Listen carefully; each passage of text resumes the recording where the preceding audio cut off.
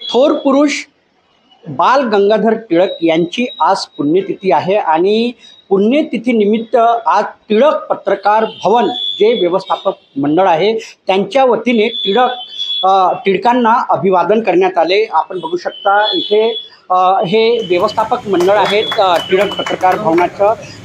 काय सांगाल सर, आज टिळकांची पुण्यतिथी आहे, काय सांगाल आज? टिळकांनी स्वातंत्र्यपूर्वीच्या काळात जी चळवळ राबवली त्याच्यात त्यांनी वर्तमानपत्र हे आपलं प्रामुख्याने हत्यार केलेलं होतं आणि या माध्यमातूनच त्यांनी वर्तमानपत्राच्या माध्यमातूनच त्यांनी स्वातंत्र्याची फार मोठी चळवळ उभी केली होती।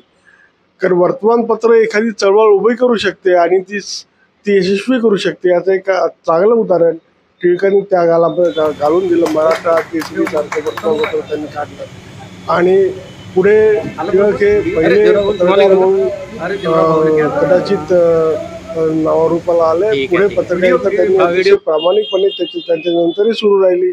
मला असं वाटतं की जयंतराव टिळक हे त्या परंपरेतलेच पत्रकार आहेत। तर त्याच्यामुळे दरवर्षी आम्ही इथे टिळक पत्रकार भवनामध्ये यांचा एक टिळकांचा एक छोटासा पुतळा आहे, त्या पुतळ्याला पुष्पहार अर्पण करून आज त्यांची स्मृती आम्ही इथे जागरी करतो आहोत आणि दरवर्षी करतो हा कार्यक्रम। या ठिकाणी आम्ही येतो आणि सगळे पत्रकार त्यांना अभिवादन करतो। विश्वास इंदुरकर सर, तुम्ही एक ज्येष्ठ पत्रकार आहात, संपादक आहात। टिळकांच्या काळातली पत्रकारिता आणि आजच्या पत्रकारितेमध्ये काय अंतर आहे? स्वातंत्र्यापूर्वीची पत्रकारिता आणि आजची पत्रकारिता यात आता जमीन अस्मान ताराचा फरक झालेला आहे। त्यावेळेस एक समर्पण भावनेने पत्रकार त्यात चळवळ सुरू होती। देशाला स्वातंत्र्य मिळाल्यानंतर त्याचं वाणिज्यीकरण झालेलं आहे मोठ्या प्रमाणात। त्या वाणिज्यीकरणाचा परिणाम हा बातम्यांवर झालेला आहे। बातम्यांमुळे तो पत्रकारांवरही झालेला आहे, त्यांच्या वेतनमानावरही झालेला आहे आणि त्या संदर्भात सरकारने आता केंद्र सरकारने आणि राज्य सरकारने या संदर्भात उपाययोजना करण्याची आवश्यकता आहे। आता पत्रकारितेचे संदर्भही बदललेले आहे। प्रिंट मीडिया होतं 10-15 वर्षापूर्वी होतं, आता डिजिटल मीडिया आलेला आहे, समाज माध्यम आलेलं आहे, पण यांना नियम काही नाही। मालकांना आणि कर्मचाऱ्यांना तिथे म्हणजे कर्मचाऱ्यांना जे संरक्षण पाहिजे ते आज आलेलं नाही। कंत्राटी पद्धत आज प्रिंट मीडिया सकट सर्वत्र सुरू झालेली आहे। त्याचा परिणाम असा झालेला आहे की हायर अँड फायर ही प्रथा सर्वत्र लागू झालेली आहे। त्याच्यामुळे खऱ्या अर्थाने वर्तमान पत्रकारिता करणाऱ्यांना याचा मोठ्या प्रमाणात त्रास होत आहे। याकडे जातीने लक्ष देऊन हा त्रास दूर होण्याची आवश्यकता आहे आणि काही वेळेला या संदर्भात कठोर पावलं सरकारने आपणहून उचलण्याची आवश्यकता आहे। एखाद्या वेळेस त्यांच्याकडे वाईटपणा येऊ शकतो, पण ते करणं आज आवश्यकता आहे। कारण काय की सर्वसामान्य लोकांना त्याचा दिलासा मिळण्याच्या दृष्टीने फार आवश्यक आहे, ही महत्त्वाची भूमिका। निश्चितच विनोद देशमुख सर, तुम्ही एक ज्येष्ठ पत्रकार आहात, संपादक आहात, काय वाटतंय आजची जी पत्रकारिता आहे, आज संपादकाला सुद्धा जाहिरातीसाठी फिरावं लागतं, पत्रकाराला सुद्धा जाहिरातीसाठी फिरावं लागतं, कुठल्या मार्गाने चालली ही पत्रकारिता?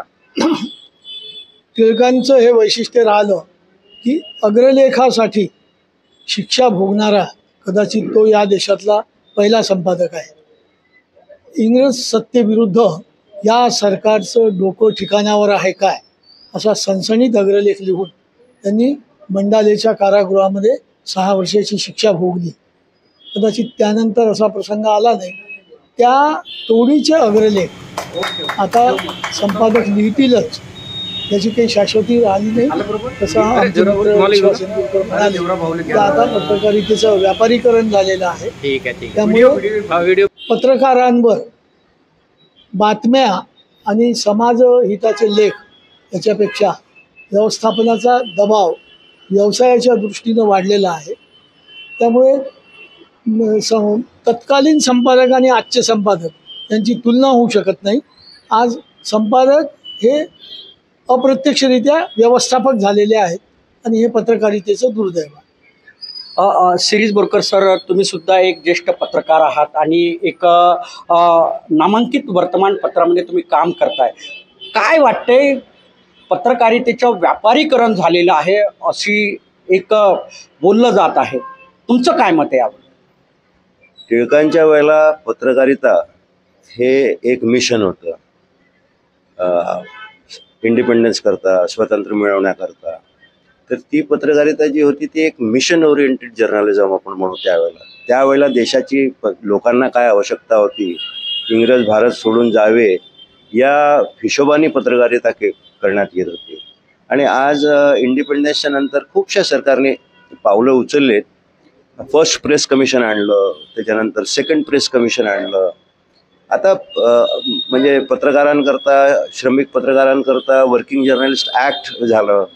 त्याच्यानंतर press council of India act आहे आपल्याकडे, प्रेस काउन्सिल पण आहे आपल्याकडे. परंतु दुर्दैव एक आपण असं म्हणू शकतो की कायद्याचं उल्लंघन समजा सरकार करत असेल, वर्तमानपत्राचे व्यवस्थापन समजा कायद्याचं उल्लंघन करत असतं, ही थोडीशी गंभीर बाब आहे. एवढे तुम्हाला माहिती आहे, जसं सेंट्रल पे कमिशन्स असतं तसं पत्रकारांकरता सुद्धा दर 5 वर्षांनी एक वेज बोर्ड बसतं, पत्रकारांकरता आणि गैरपत्रकार वर्तमानपत्राचे जे कर्मचारी आहेत त्यांच्याकरता. पण दुर्दैव असं झालं की शेवटचं जे वेज बोर्ड होतं, जस्टिस मजिठिया सिंग वेतन आयोग, त्याच्याकरता देशातले भरपूर पत्रकारांच्या संघटना सुप्रीम कोर्टपर्यंत लढल्या मालकांच्या विरुद्ध. त्यांची एक संस्था आहे इंडियन न्यूजपेपर सोसायटी. हे सगळ्या वर्तमानपत्रांच्या मालकांची एक ही संस्था आहे आणि त्यांच्यामध्ये भरपूर युनिटी आहे. आपण जसं म्हणाले की कमर्शियलायझेशन झालं ते बिलकुल फॅक्ट आहे. परंतु सुप्रीम कोर्टाने तो अहवाल जो होता जस्टिस मजिठियाचा, त्यांनी तो मान्य केला, principal bench of the supreme court. पण सगळ्यात दुर्दैव असं आहे की आणि त्याचं इम्प्लिमेंटेशन 11 नोव्हेंबर 2011 पासून करायला सांगितलं. परंतु नोव्हेंबर 2011च्या नंतर ही जी सरकार आली, म्हणजे मला याच्यामध्ये खोटं सांगण्यासारखं काहीच नाही आहे, पण ही जी सरकार 2011च्या नंतर आली किंवा मग मोदी सरकार 2014ला, आता तिसऱ्यांदा ती आहे, अजूनपर्यंत जे कायद्याप्रमाणे वेज बोर्ड बसवायचं आहे, अपॉइंट करायचं आहे, या सरकारने आजपर्यंत केलेलं नाही. आणि केंद्र सरकारने 2011 पासून आज ताग्यामध्ये 13 वर्ष झाले 2 वेज बोर्ड येऊन गेले. म्हणजे व्हायला पाहिजे होते. भाजपची सरकार राहो पण कोणती सरकार 2011 हे जे मॅन्डेटरी आहे क्लॉज त्याच्यामध्ये हे त्यांनी करायला पाहिजे. यांनी आता वेस्टर्न सिस्टम अडॉप्ट केली.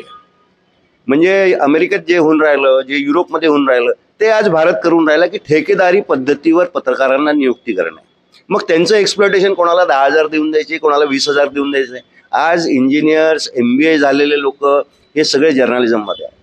आणि आम्ही आता मागणी करून राहिलो आहे, म्हणजे महाराष्ट्र श्रमिक पत्रकार संघ, नागपूर श्रमिक पत्रकार संघ, की 3rd प्रेस कमिशन या गव्हर्नमेंटने अपॉइंट करावं to find out the exact status of electronic, digital and print media. म्हणजे जे वर्तमानपत्र आहे त्यांनी आपल्या स्वतःचे वेबसाईट चालू करून दिलं आहे, ते तिथे अपडेट्स करून राहिलं आहे, तर त्याचा रेव्हेन्यू त्यांना डबल मिळून राहिला आहे.